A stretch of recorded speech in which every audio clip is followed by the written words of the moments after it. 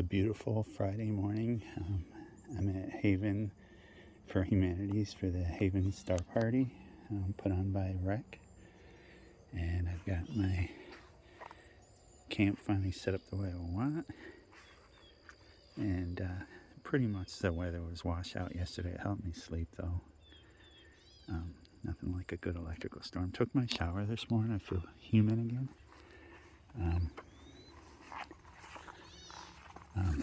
A cooler full of water and sweet tea. Finally set up the interior the way I wanted. Kind of made my bed. This is my SylvanSport Go. Set up my air conditioner yesterday. It's the EcoFlow Wave 2, and I have the EcoFlow Delta Max 2 power station, and I have my old Gold Zero. So I got my dump cart. I'll put, when the sun gets higher, I'll put these solar panels on that. It's just a beautiful morning.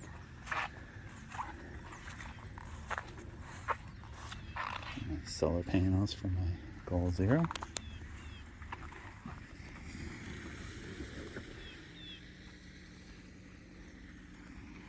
So Friday morning, Rockstar party. I'm gonna go out and get a nice diner breakfast somewhere.